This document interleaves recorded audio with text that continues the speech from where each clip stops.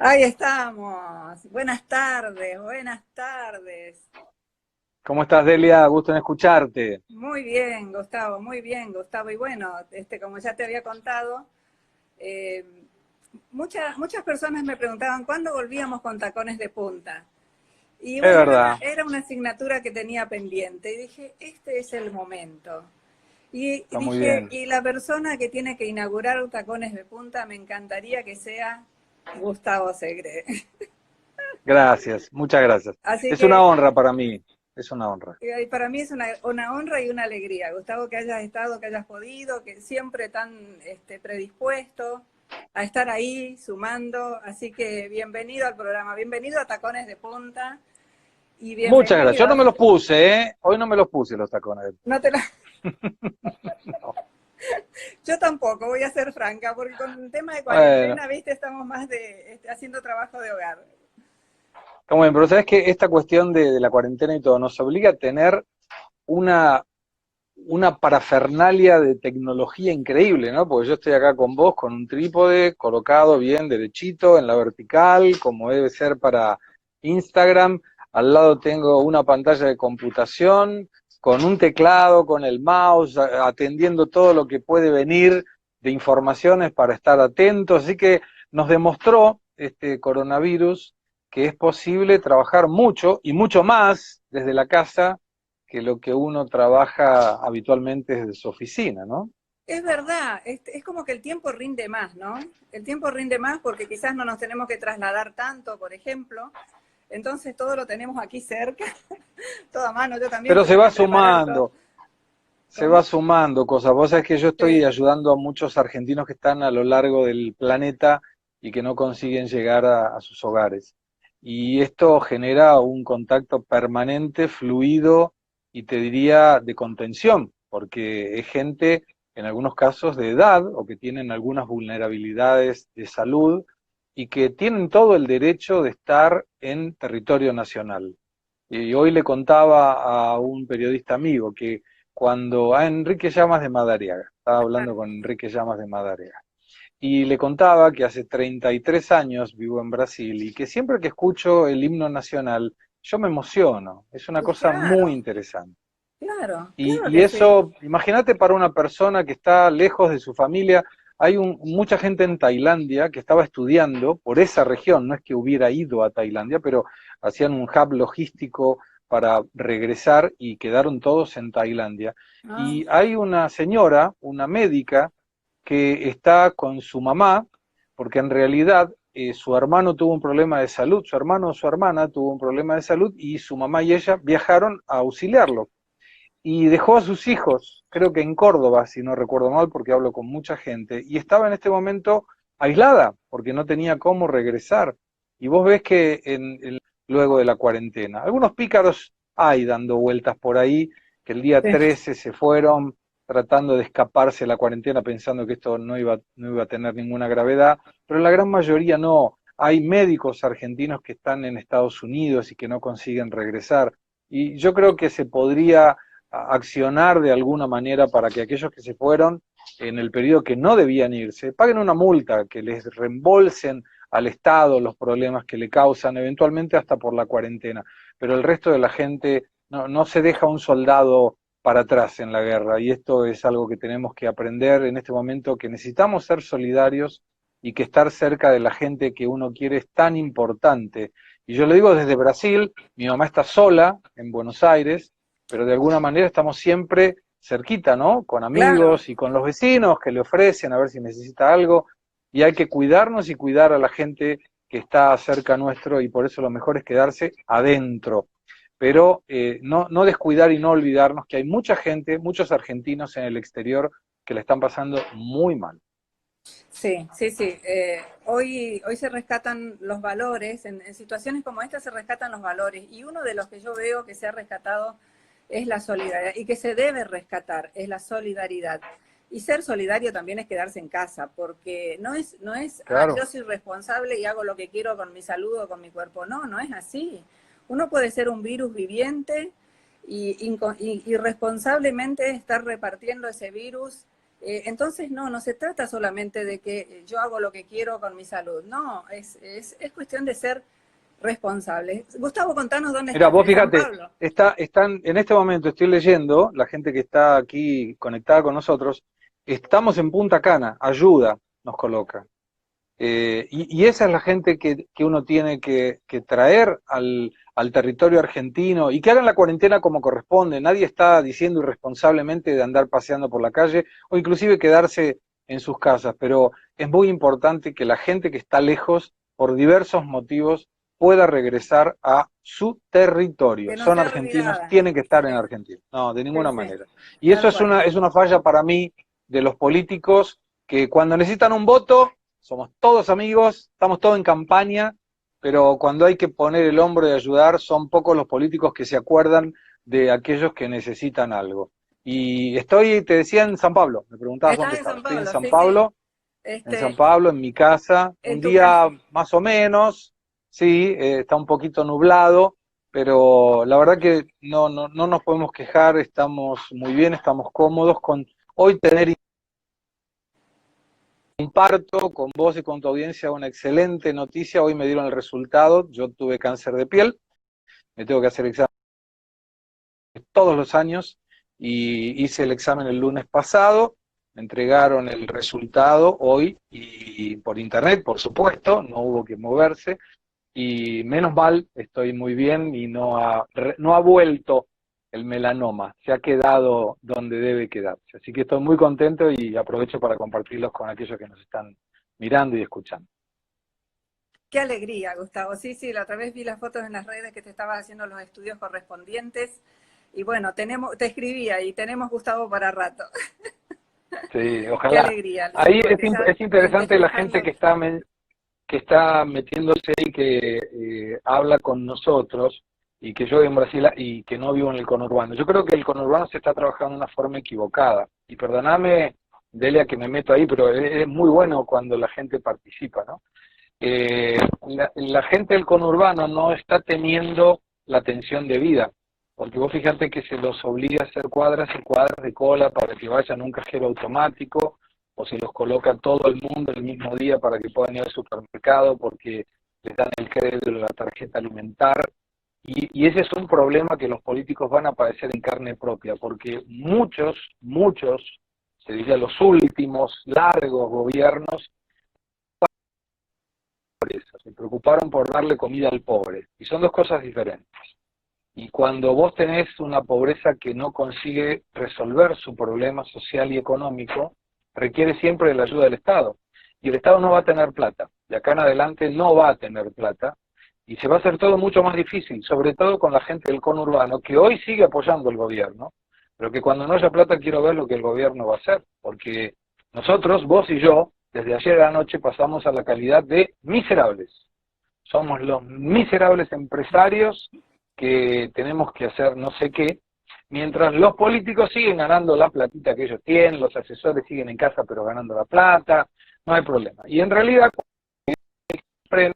los tributos son menores, las recaudaciones del gobierno también son menores, pero los gastos siguen cada vez más grandes, y mucho más cuando hay una realidad pandémica como la de ahora.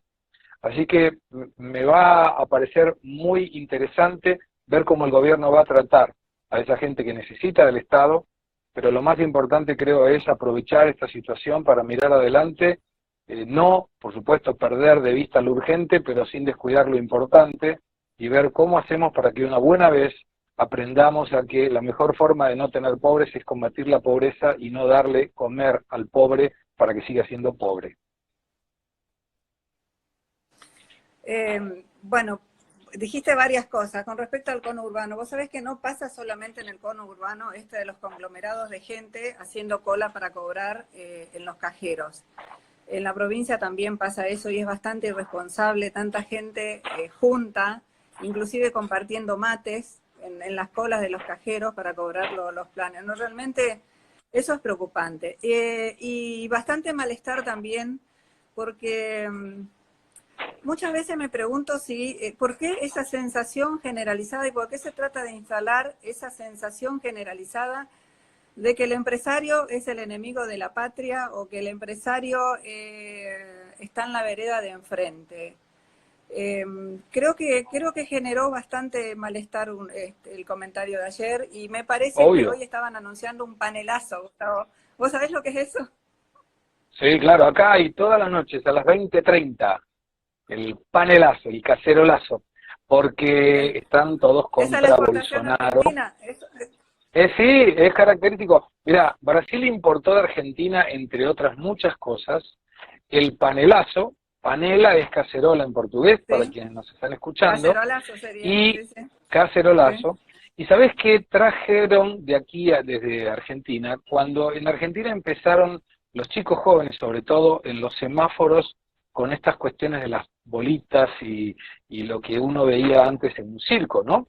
Y ahora hay muchos, bueno, ahora no, pero había muchos en Brasil que habían traído esa visión de pedir algo de dinero a través de hacer algún acto circense en los semáforos, y muchos de ellos al comienzo eran argentinos. No me di, mira las cosas que exportamos. Sí, sí, Bueno, exportamos, y vos sabés que hace unos de años, de todo. 2 años atrás que estuve, estábamos en un congreso en Perú, un congreso que hacía GEMA, eh, y había un movimiento que nos contaban allá que fue inspirado por Ni Una Menos de Argentina. O sea que nosotros los argentinos exportamos ese tipo de ideas, somos bastante creativos a la hora de hacer todo ese tipo de movilizaciones. Me Gustavo, ¿me gustaría estás comentar escuchando? Porque algo por ahí parece que era... perfectamente.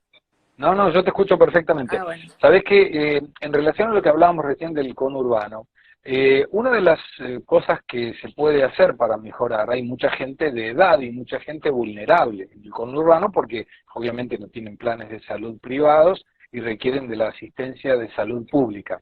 En Río de Janeiro hay muchas comunidades, le dicen ahora, eran las antiguas y muy famosas favelas, pero ahora es como que le dicen comunidades y Favela, queda más sí. lindo. Sí, queda más lindo, las comunidades. Bueno, en esas comunidades el virus ya entró. En Ciudad de Deus, es una de las favelas de Río de Janeiro, donde ya hay casos de Una de las favelas más coronavirus grandes, sí. más grandes. Entonces, ¿qué es lo que está haciendo el de Río Marcelo Cribel? Habló con los dueños de los hoteles para, y en función de que obviamente no tienen ningún tipo de huéspedes porque no hay turismo, para que la gente mayor de edad o que tenga vulnerabilidad de salud pueda salir de la comunidad, de la favela, y pueda estar en un hotel. Y no necesita ser un hotel de lujo, puede ser un hotel básicamente simple, pero que tenga comodidades y que tenga higiene, como para que no tengan tanto contacto en ese aislamiento social y que la gente que tiene más propensión a estar grave con el virus no esté en estas favelas. A lo mejor puede ser una idea interesante para que el gobierno de la provincia de Buenos Aires y otras provincias también lo pueda tomar. Sí, la verdad que sí, yo no quiero pensar si llega a entrar el virus en alguna de esas favelas, porque realmente podría llegar a ser mucho estrago. Y es una buena idea lo de los hoteles, porque en este momento lo que menos se mueve es el turismo, desafortunadamente, para todos los que están en ese rubro, pero quizás sea un modo de ser solidarios, digamos, con esta pandemia, con los estragos que puede llegar a ser. Gustavo, ¿cómo ves la relación? ¿Hace cuánto que estás en Brasil? ¿Hace cuánto que ya estás 30, radicado allá? 33 años. Conocí Brasil hace 38 años y en realidad tiene que ver con la historia de mi papá, porque mi papá trabajaba en el Banco de la Nación Argentina, a él lo mandan primero a Uruguay, a Montevideo, después lo mandan a San Pablo, y estando en San Pablo, por teléfono, ya corté, y estando en San Pablo, obviamente vinimos a ver cómo era, con mi mamá y mi hermano. Yo en ese momento tenía 17, 18 años, y él nos llevó a escuchar música en un barcito de samba con ese, samba brasilera, ¿no? El chiqui, chiqui, chiqui, chiqui, chiqui, Cama no el brasilera, sí, folclore sí. nuestro, samba brasilera. Y ahí yo estaba paradito en la mesa donde estaba la familia, y te estoy hablando 38 años atrás, viene una chica, también muy joven, de mi edad, y me dice, ¿bailás? Y yo le dije a mi papá, yo me quiero quedar a vivir acá, porque que alguien con 18 años en nuestra edad, en nuestra época, te sacara a bailar una chica era muy raro. Bueno, obviamente en ese momento yo estaba estudiando en la Universidad de Buenos Aires y estaba de novio con una argentina, y entonces venía solamente de vacaciones aquí a San Pablo. Y después terminé, me casé y me vine para acá, y después no, mi esposa no se acostumbró y nos regresamos a Buenos Aires. Y después volví de nuevo, y aquí estoy con mi familia. Qué bien, sí, sí, ya sos un brasilero más, pero un argentino en el fondo, ¿no? Siempre con el Siempre corazón. argentino, siempre Sí, argentino. Mira, sí. la mejor forma de saber cuál es la nacionalidad de alguien que está viviendo en otro país es preguntándole por quién hincha cuando juega Argentina contra el país que él vive. Fácil. Listo, ya está. Y cuando juega Argentina con Brasil, yo soy 100%, 120% argentino. Cuando juega Brasil con otro, soy hincho para Brasil. Soy brasilerito de corazón. Pero Argentina-Brasil, siempre Argentina. Gustavo, ¿cómo ves en tus largos, ya casi 4 décadas, ¿no? En esta estar y hacer y asesorar a las empresas y con tu empresa misma allá. ¿Cómo ves hoy la relación entre Argentina y Brasil, la relación comercial? Mira, primero contarle también a la gente, y aprovechamos, Center Group cumple este año 30 años de existencia. La creamos con mi hermano y hoy está en Buenos Aires, en Estados Unidos, en México, en Australia. Estuvimos también en España, pero luego de la crisis del 2011 no cerramos la empresa, pero cerramos las actividades. La matriz aquí en Brasil y obviamente en Buenos Aires, Argentina. Y vimos de todo. Yo te diría que desde que comenzamos allá por 1990, Brasil era otro país. Cuando uno analiza, por ejemplo, que en la década del 80 el Producto Interno Bruto de Brasil y Argentina eran prácticamente iguales. Y allá por 1990, que es cuando nosotros comenzamos a trabajar, un poquitito antes de la firma del Tratado de Asunción, inclusive, allá en marzo de 1991, lo que observábamos era que Brasil era un país atrasado en muchas cosas, con una mano de obra muy dedicada, muy sumisa, que generaba, por ejemplo, que había que cavar un pozo para construir un edificio y en 2 meses estaba el pozo cavado y en un año estaba el edificio terminado, o 2 años. Pero había mucha informalidad en su economía, había, por supuesto, muchísima corrupción en la sociedad política. Hubieron diputados que, para demostrar su fortuna, dijeron que habían ganado la lotería 269 veces. O sea, yo no gané nunca ni 5 números y estos ¿Dónde habían están ganado la esos lotería marcianos? 269 veces. Entonces Brasil, vi la transformación de Brasil, vi la transformación. Tanto que en 1999, cuando escribimos con Germán, mi hermano y socio, Brasil coloque un pie sin meter la pata, era un libro. Y hoy, en este año, lo estamos nuevamente colocando en reedición. Está en este momento siendo editado por el Consejo de Ciencias Económicas de Argentina. Y el subtítulo es Brasil coloca un pie sin meter la pata, el título, y el subtítulo Un nuevo país, un nuevo mercado.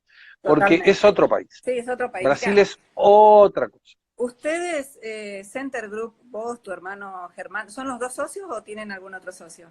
¿Los dos hermanos? Tenemos los dos hermanos y tenemos un hermano del corazón que se llama Ubirayara Márquez Curto, cariñosamente Vira, que es una persona excelente y nosotros le decimos que son 140 kilos de pura simpatía, porque es un gordo genial y que además cuando nos peleamos, porque con Germán nos peleamos y mucho, él hace algo muy divertido, que es que coloca el himno nacional en la computadora. Entonces cuando estábamos los tres juntos, ahora estamos trabajando cada uno desde su En su casa, pero casa. estando los tres en la misma oficina, en el mismo lugar, empezamos a pelearnos con Germán y de repente empieza taran, taran, y ahí paramos porque nos empezamos a reír.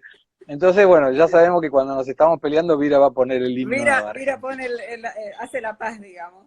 Y es brasilero, Y Vira es brasilero. y es brasilero y tiene buen humor, viste que los brasileros siempre tienen buena onda.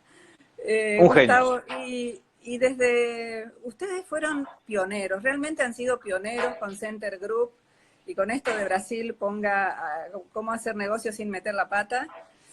han sido pioneros, ¿no? Porque realmente han ayudado a muchas empresas a instalarse en Brasil y son expertos en eso. Eh, Sí, hoy, ¿cómo eh, están las relaciones con Brasil? las relaciones están mal, pero acostumbrados, digamos. Yo tenía un jefe que decía, ¿cómo estás? Mal, pero acostumbrado. Brasil y Argentina tuvieron de todo, porque desde aquella época en que se refuerza el concepto de lo que era el Mercosur, primero con Sarney y Alfonsín, vos fíjate de unas cosas interesantes. Ahora hay muchos argentinos que están parados literalmente en el puente Tancredo Neves, que es el puente que une Foz de Iguazú con Puerto Iguazú. Y en ese puente, que hoy están estos 16 jóvenes argentinos que quedaron en un limbo legal, porque ya salieron de Brasil, pero no pueden entrar a Argentina, lo curioso es que ese puente se inaugura en 1986. Cuando nosotros empezamos a estar aquí en Brasil, 1981, 82, había que ir de balsa. Me acuerdo. El micro Sí, llegaba hasta Puerto Iguazú, agarraba un costadito lateral y había una balsa que te cruzaba el micro. Y recuerdo una vez que estábamos con mi mamá y que el nivel del río era bajo y no pudimos cruzar, porque no podía cruzar la balsa con un nivel de agua del río tan bajo. Y vos fíjate que la relación entre Argentina y Brasil, haciendo un poco de historia, generaba la preocupación de los gobiernos de que un país pudiera invadir al otro. Por eso, y sí, vos que trabajás en las cuestiones logísticas, la vitola, como le dicen acá, que es la trocha del tren, es diferente por ese motivo. O sea, es diferente porque cuando uno pasaba, si tuviera la misma trocha de tren, podría seguir con el ferrocarril e invadir al otro, al que estaba. No les cuento acá el atardecer espectacular que está apareciendo, por eso el sol que me pega acá por la ventana, hermosísimo lugar. sí, se Bueno, ve pero la luz. volviendo, entonces tuvimos de todo en la relación, porque Argentina estaba bien, ideológicamente fue muy bueno en la época de Sarney y Alfonsín, de Menem con Collor de Melo, después viene el impeachment, Itamar Franco, muchos problemas y muy parecidos los problemas porque tenían un problema de inflación muy alta, ninguno quería su moneda, tenías el cruzado, el cruceiro, el nuevo cruceiro, era un desastre, lo Sí, mismo Argentina con el peso, el austral y sí, demás, sí, sí. y funcionó todo bien, te diría, hasta inclusive ideológicamente, porque el Partido de los Trabajadores tenía conceptos ideológicos muy parecidos a los del peronismo. Lula, Dilma, Kirchner, Cristina, pero ahí se generaron los problemas que creo ninguno de los dos agrupaciones políticas interpretó correctamente, que era que no hay populismo sin plata. Y ahí tuvieron que cerrarse un poco, mirar un poquito para adentro y se descuidaron las relaciones. Ahí después viene el impeachment de Dilma, Temer, en ese momento estaba Macri, era más al centro, centro derecha, Macri que no pegó una con el tema económico, con lo cual volvió nuevamente a tener que cerrarse en resolver los problemas internos, y ahora están uno mirando al norte y otro mirando al sur porque Bolsonaro muy a la derecha y el gobierno de Fernández Fernández muy a la izquierda. Y vos fíjate que hay una cosa curiosa y con esto concluyo la idea. Cuando en 1999 viene la gran desvalorización del real, el 13 de enero del 99, nunca me voy a olvidar ese día, la situación quedó tan grave para Brasil que el entonces presidente Fernando Enrique Cardoso eh, tomó la determinación de apoyar la economía en tres pilares mirando política de Estado, o sea, mirando un Brasil a futuro, donde nadie sabía quién iba a ser el presidente, pero tendría bases sólidas si se respetaban esos tres pilares, que era el superávit fiscal, o sea, que el gobierno gaste menos de lo que recaudaba, algo muy lógico, y que los políticos de Argentina no la entienden ni que se lo pongan en un embudo. La otra era libertad de cambio, pero en libertad de cambio donde era importante generar oferta para que no hubiera necesidad de colocar cepo, cepito, cepote y lo que nosotros en Argentina estamos tan acostumbrados. Y el tercer pilar era metas de inflación, donde el Poder Ejecutivo dijera la meta por inflación y todo lo que era el Comité de Política Monetaria, Banco Central, tomara la política precisamente para respetar y cumplir eso. Y eso lo hizo Fernando Enrique Cardoso lo mantuvo Lula, que era mucho más a la izquierda de Fernando Henrique, lo mantuvo mucho más a la izquierda cuando Dilma Rousseff asume la primera presidencia, lo sigue manteniendo en la segunda presidencia, y ahí lo descuidó Dilma Rousseff, porque le pasó algo muy interesante que tiene que ver con lo que está ocurriendo hoy por el coronavirus. En aquel momento fue negligencia, que era, bajó la actividad económica, bajó la recaudación y el gasto público siguió. Y ahí se perdió el tema del superávit fiscal. Y tuvieron unas políticas desastrosas en la economía que generó un aumento en la inflación, con lo cual perdieron dos de esos pilares. Solamente quedó la libertad cambial. Temer lo vuelve a colocar, primero con el tema de la meta por inflación. Brasil hoy tiene una inflación menor al 4% por año, muy, muy bajita.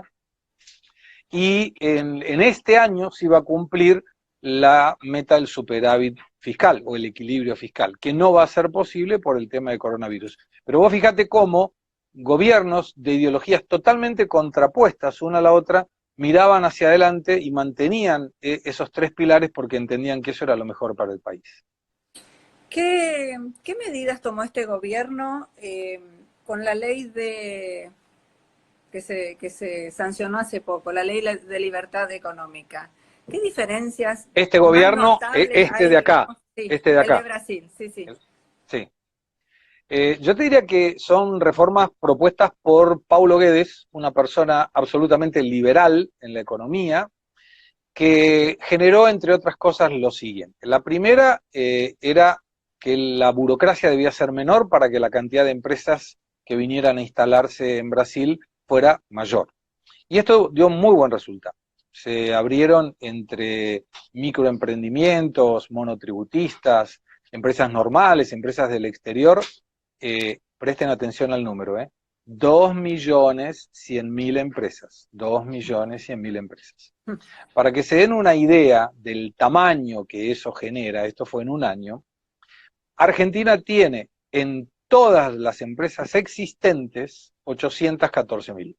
Quiere decir que Brasil abrió en algo más de un año, porque fueron 14 meses en total, casi 3 veces la cantidad de empresas que existen en este momento en la República Argentina. Y esto en parte fue por eso, por la facilidad, digamos, que colocó esta ley. Y eso se complementa con otra reforma administrativa que todavía no fue aprobada, que le va a retirar la estabilidad al empleado público, no por cuestiones ideológicas, que la mantiene. O sea, nadie puede echar a nadie porque piense diferente ideológicamente hablando. Pero si no es productivo, se tiene que ir. Como ocurre en el sector privado. Como Si debería vos ser. trabajas mal, sí, debería ser así. Y acá en realidad hay unas legislaciones muy interesantes. Por ejemplo, que en épocas electorales no se puede ampliar la cantidad de planta permanente, porque se hacía antes lo que se hace en Argentina hoy, que es en los últimos meses el gobierno que está, Por compromisos políticos asumían y le dejan. agarra una lapicera y se los mete todos en planta permanente y aumenta el gasto público. Entonces acá eso no se puede hacer. Y está muy bueno porque hicieron una reducción muy importante de empleados, no por esta ley, sino porque, por ejemplo, aquel que se jubilaba no era repuesto. Y otra diferencia muy importante que hay en Brasil respecto a Argentina es que todos los cargos públicos, todos, absolutamente todos, menos los de confianza, que cuando termina el gobierno se van y no pueden incorporarse a planta permanente, todos los empleados públicos son por concurso, todos. Entonces no entra nadie por ser militante, el que entra es porque es competente. Además del incremento de empresas que se sumaron, esta ley de libertad económica, ¿qué otras cosas trajo? Porque, por ejemplo, me enteré también que hay diferentes tipos de contratos laborales, además de los tradicionales, hay contratos intermitentes y hay otros contratos que flexibilizan, y contrariamente a lo que se cree o a lo que se piensa, eso posibilita el empleo, es decir, genera, o mejor dicho, reduce la mano de obra desocupada. Así como esas medidas, claro. ¿Qué otras medidas tomaron en Brasil que fue favoreciendo, digamos, o dentro de la ley de libertad económica? Eso fue dentro de la reforma laboral del 2017. Dentro de la reforma laboral, ajá. Esto que mencionabas, que lo hizo Temer, que fue una ley necesaria, como la es en Argentina. En Brasil la ley laboral tenía 74 años de antigüedad. En Argentina es de 1976. No es tan antigua, pero claramente el mercado era otro. Entonces no prevía, entre otras cosas, por ejemplo, el tema de la legislación para definir lo que era asedio moral y asedio sexual en las empresas. Y eso era un problema, porque 73 años atrás eso nadie hablaba, y generaba que muchas personas que con faltas de ética y de valores le iniciaban un juicio a una empresa, siempre algo ganaban. Entonces había una industria del juicio, como hay en Argentina, por hora extra, por asedio moral, porque me obligaba a trabajar, porque me miraba torcido, y siempre algo le sacaba. Bueno, ahora esta ley, entre otras cosas, lo que hizo, y es brillante, la verdad, primero le retiró mucha participación a los sindicatos, los sacó del medio y de la forma más simple, le cortó la plata fácil. O sea, imagínate vos, si en tu empresa o en mi empresa, por una legislación, la gente está obligada a contratarnos. No tenemos que ser buenos, porque tenemos clientes siempre. Una ley obliga a que la gente nos compre. Está bárbaro. Bueno, eso era lo que pasa con los sindicatos. En Argentina pasa igual. O sea, no importa si sos sindicalizado, no tenés que aportar al sindicato. En Brasil le retiró ese aporte obligatorio y lo colocó voluntario. Entonces generó que los sindicatos tengan que prestar un servicio bueno, porque si no la gente no aportaba. Claro. Y cayeron el 90% la recaudación de los sindicatos. Y vos sabés que los sindicatos sin plata no son tan valientes. Entonces, y vos fíjate que al tener un aporte voluntario, quiere decir que el servicio no era tan bueno, porque si no los sindicalizados seguirían aportando, y no lo hicieron. La otra cuestión es esto que vos mencionabas, que son trabajos intermitentes, trabajos, por ejemplo, que permiten el fin de semana. Sí, sí. Claro. Sí, sí. Muchas veces en el final de año o en ponerle en Pascuas, si fueran unas Pascuas normales, hay mucha demanda de gente para trabajar en la industria que produce los huevitos de Pascua o claro. Las cuestiones vinculadas a o estacionales, sí, sí.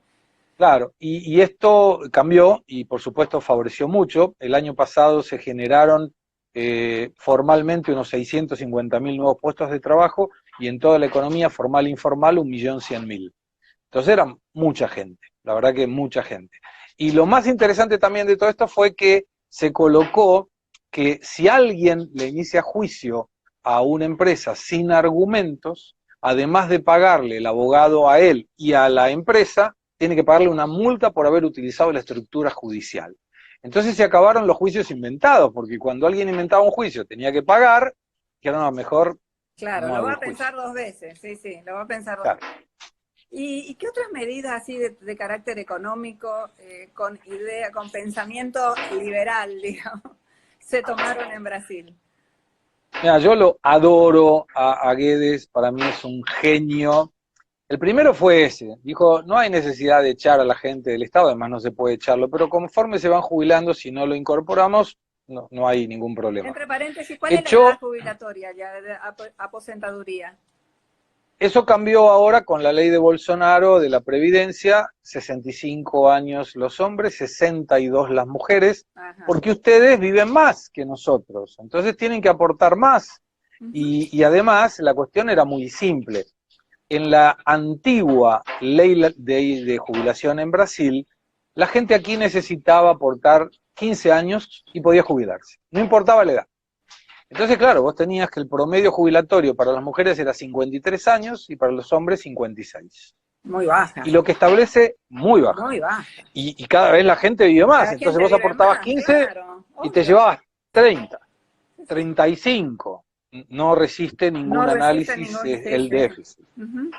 Entonces lo que hicieron con esta reforma es, vos tenés que aportar por lo mínimo 20 años, pero no te podés jubilar si no tenés 62 siendo mujer y si no tenés 65 siendo hombre. Con lo cual, esto prevé que primero se corte la necesidad de financiación del aporte jubilatorio, porque cuando la economía no se expande, no hay tantos aportantes, y cuando claro, cada vez hay más gente que retira y más gente por más tiempo, se generaba un faltante de recursos importante.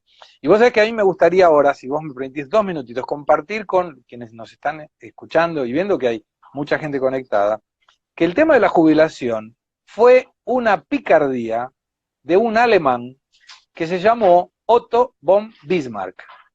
¿Y por qué se crea la jubilación? No era porque era un momento de justicia social y era injusto que la gente trabajara y no cobrara después, porque en realidad lo que se hacía hasta esa época era que todo el mundo, inclusive en Argentina se hizo así muchos años después, hasta que viene Perón, lo que se hacía era que la gente iba guardando un poquitito de lo que ganaba, porque ganaba bien, compraba una casita, esa casita después, cuando se moría el papá o la mamá, el papá o la mamá iban a vivir con los hijos, se alquilaba y eso generaba renta y así se iba expandiendo el patrimonio de la gente.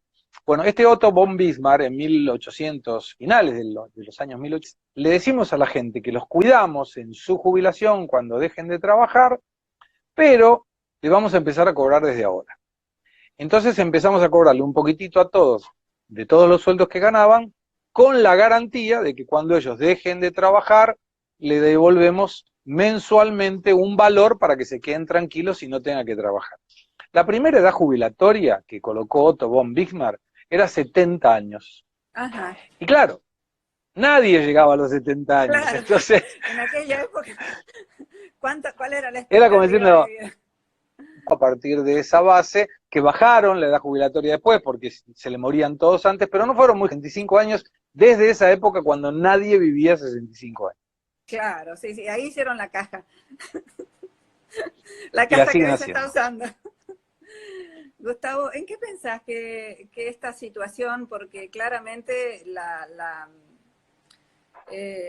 política adoptada ante esta pandemia, claramente la política adoptada por el gobierno argentino no es la misma que adoptó el presidente en Brasil?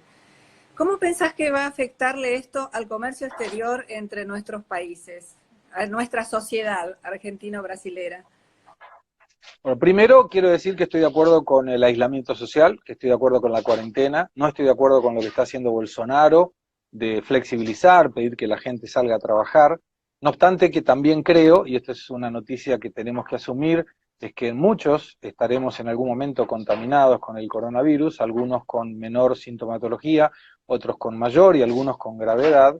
Pero lo que es importante para que la gente entienda, y esto ya fue un montón de veces hablado, es que no colapsen los sistemas de salud.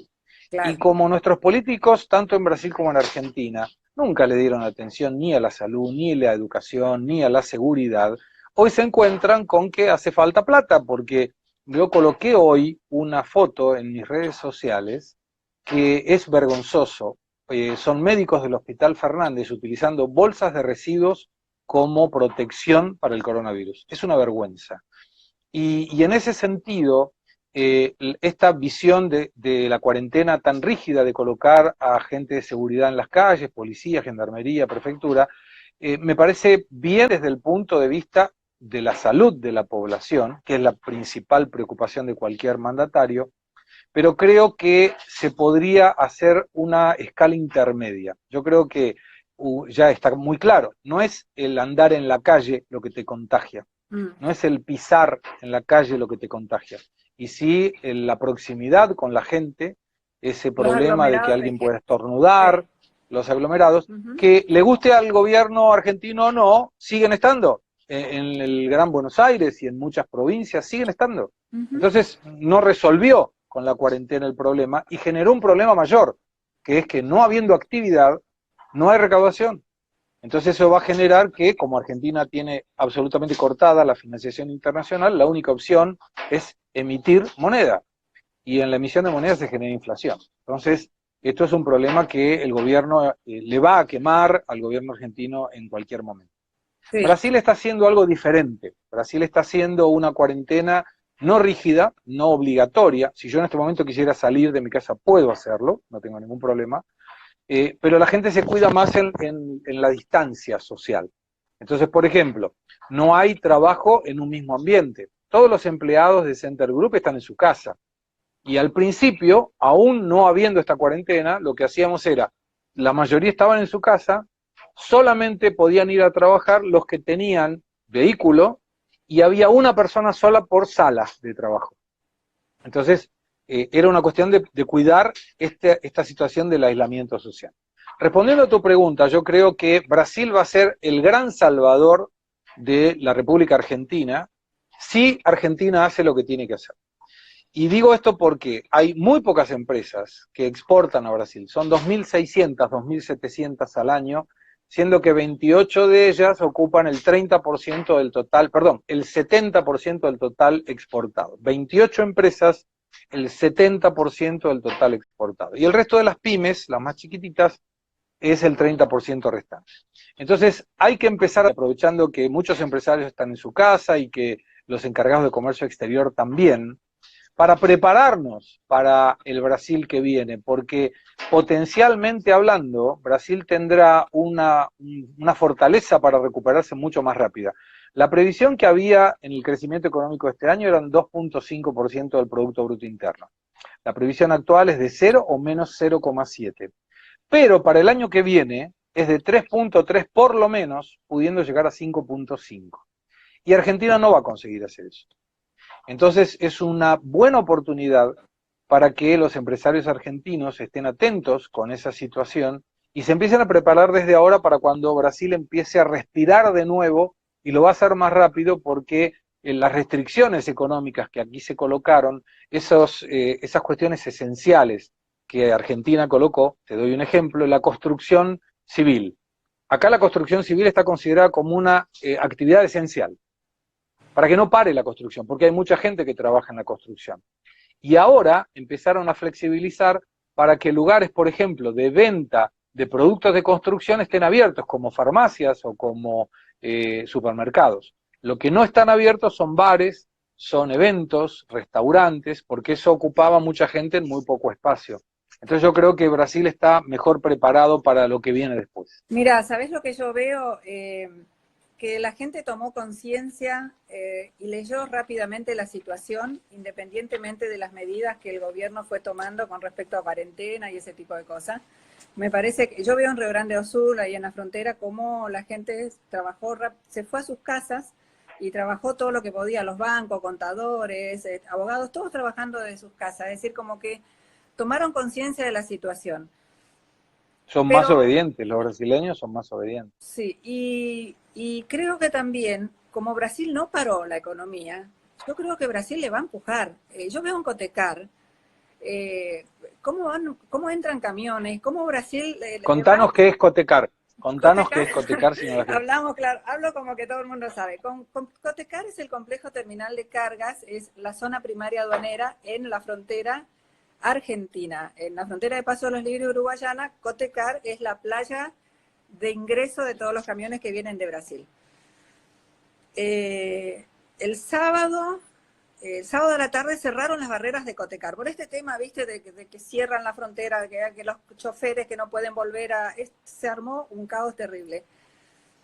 Pero lo que veo de todo esto es que Brasil, como no paró su actividad, nos va a empujar o nos va a Sí, traccionar, va a empujar. llamarlo como quiera. Pero el día Mirá, que fíjate, dejaron 100 camiones en Cotecar, o sea, del lado argentino, ahí parado porque cerraron las barreras, del lado brasilero había 150 camiones más en la EADI-Sul, que es la terminal aduanera de Brasil, del otro lado. sí, Entonces yo digo, acá Brasil nos va a empujar, o nos ponemos las va a pilas, empujar. o nos ponemos las pilas Hoy, rápidamente. pero mirá, Delia, hoy, no es, esto no es hace una semana, hoy, hace una hora atrás, me llama un señor, el código de área era 061 de Goiânia, y me dice, mire, yo lo estoy llamando porque usted dio una charla en Mato Grosso do Sul, ¿se acuerda? Sí, me acuerdo.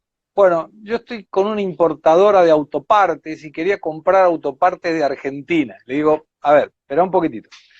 Vos estás sabiendo lo que está pasando en el mundo, ¿no? Con el coronavirus. Sí, me dice, yo sé lo que está pasando, pero esto no va a durar para siempre, con lo cual yo quiero estar preparado. ¿Usted me puede presentar proveedores de Argentina de autopartes? Le dije, yo te lo puedo presentar y te van a mandar flores, porque vas a ser el único que está queriendo comprar. Dice, no, pero nosotros en la asociación comercial de la ciudad, que no me acuerdo cuál era, estamos, fíjate la mentalidad, Fíjate la ¿no? mentalidad de ellos y la impronta de exportación. Ellos tienen una política exportadora muy fuerte. Por eso digo, nos van a empujar inclusive a buscar soluciones inmediatas, porque ellos traccionan de un modo que es impresionante. Es impresionante. Así que, bienvenido al comercio exterior, Gustavo, que no se pare. Decime una cosa, ¿qué consejos vos darías? Pues seguramente hay muchos empresarios pyme que quieren vender a Brasil, que quieren poner un pie en Brasil, como dice tu libro. ¿Qué consejos le daría a estos empresarios que quieren hacer negocios con Brasil o que quieren instalarse en Brasil? Las tres puntas más importantes, y esto se aplica a cualquier país del mundo, pero Brasil en particular tiene una de esas puntas que es una preponderancia increíble. Primero, la legislación, para no hacer nada fuera de la ley, para tener rótulos de acuerdo a lo que determina las autoridades competentes. La otra cuestión tiene que ver con los tributos, para no pagar más de lo que deba pagarse y pagar lo menos posible también dentro de lo que la ley permita. Y el tercero es el tema vinculado a la cultura. Y la cultura brasilera, a pesar de estar al lado, es totalmente diferente de la cultura nuestra. Sí. Porque yo me acuerdo la primera vez, la primera empresa que tuve aquí en Brasil, en ese momento, antes de Center Group, cuando vine a vivir la primera vez, después de casado, puse una empresa que hacía baterías de cocina. Producíamos en una ciudad que se llama Bragança Paulista, cerca de San Pablo, y vendíamos baterías. En realidad queríamos vender baterías de cocina, cacerolas, que hoy son las que usan para el punchi. Y en ese momento ponía anuncios para buscar vendedores. Entonces era, por ejemplo, Clarín o La Nación. ¿Y qué pone uno cuando quiere vendedores? Pone, busco vendedores, empresa, y ponía empresa internacional, pone, busca vendedores y paga 3.000 reales, y qué sé yo. No venía nadie. No había internet, no había nada, era presentarse tal día en tal lugar. Teníamos la oficina en una calle aquí cerca de la avenida 9 de Julio, San Pablo, que se llama José María Lisboa. Estaba en el medio de la calle, en medio de lo que sería la cuadra, y era una planta baja interna.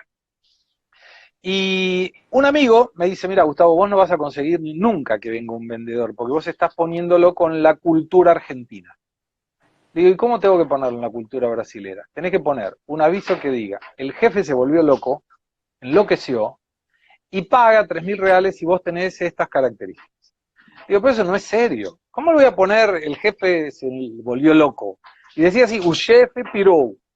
Y paga 3.000 reales, y que yo me dice, ¿y a dónde lo ponía? La Nación, Clarín, que acá es Folia de San Pablo, Estado de San Pablo. Dice, no, tenés que ponerlo en Diario Popular y en Segunda Mano, que era como el diario de Segunda Mano de Argentina, acá se llamaba Primera Mano. Ajá, sí. Bueno, me dice, probá, si ya no te dio resultado con tu fórmula, probá con la mía, a ver qué pasa. Bueno, y lo puse, un chef piró, y paga 3.000 reales y qué sé yo.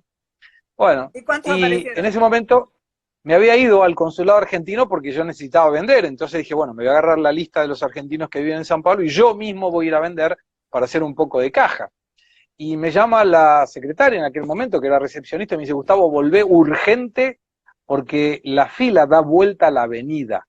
O sea, había gente que salía del edificio, daba la vuelta y daba la esquina vuelta de nuevo. O sea, vos fíjate cómo la cultura es importante. Entonces, legislación, tributos y sobre todo cultura. Esos son los tres pasos más importantes. Cumplimiento.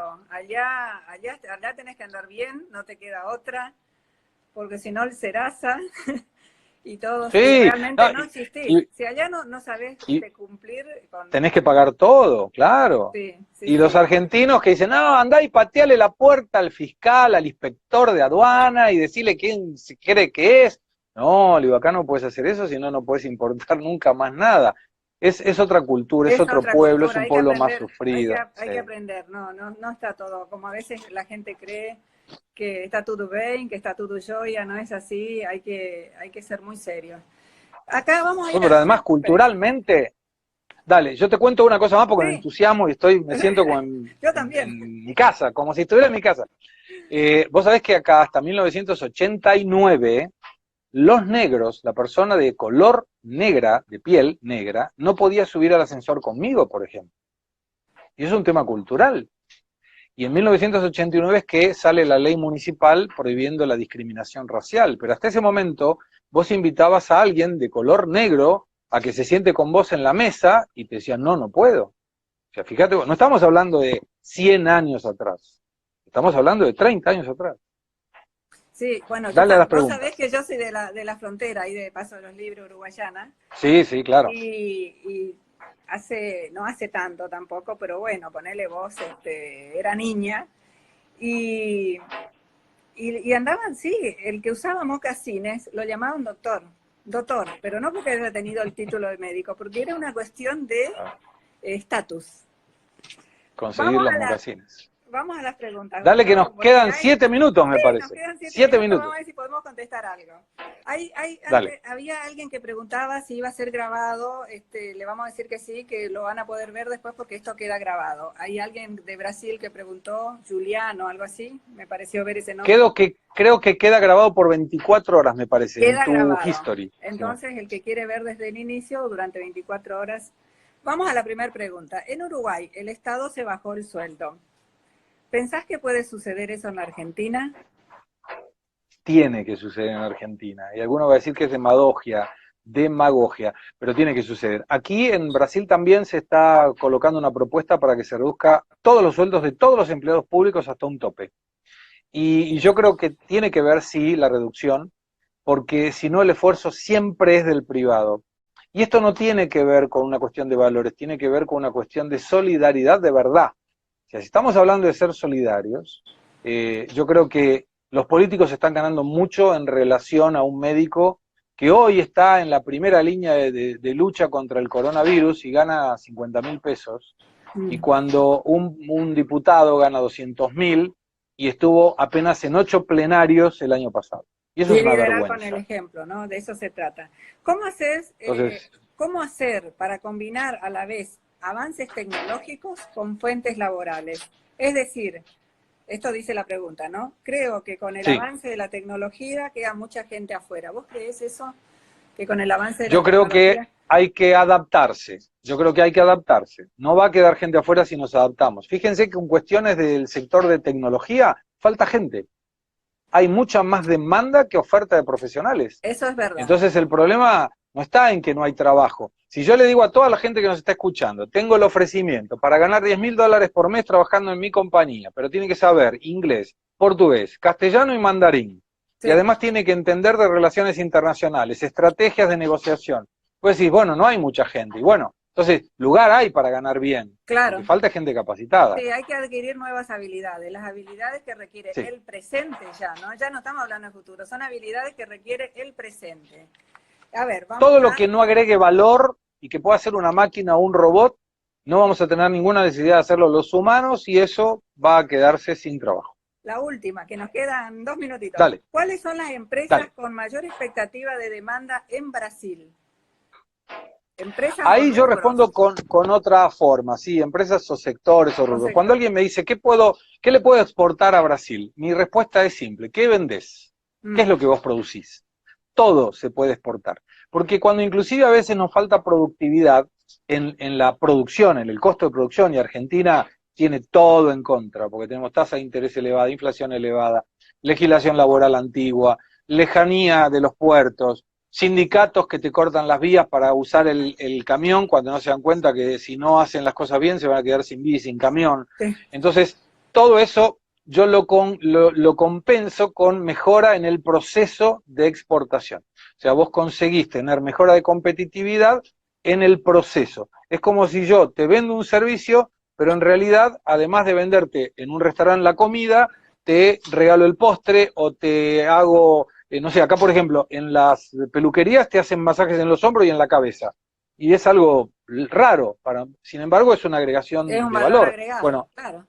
Hay que agregar valor al proceso, no solamente al producto. Cualquier producto, cualquiera, absolutamente cualquiera, y le hago el desafío al que quiera, se puede exportar a Brasil. Tenemos que ser competitivos y mejorar. Bueno, Gustavo. Siempre. Ser mejor, ser diferente y ser productivo. Y siempre. ser productivo.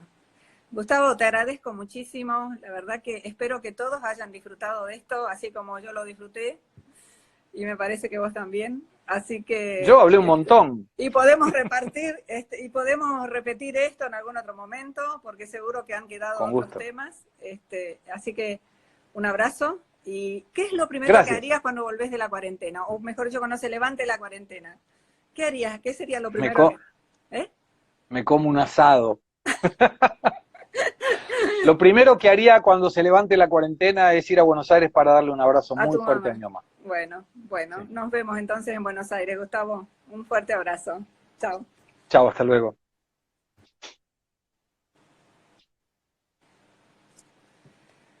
Bueno, así terminamos el primer programa de Tacones de Punta Digital. Espero que lo hayan disfrutado, que les haya sido de utilidad y nos vemos mañana. Mañana vamos a tener una invitada de lujo. Ella vive en Nueva York, en Estados Unidos, es especialista en finanzas, asesora.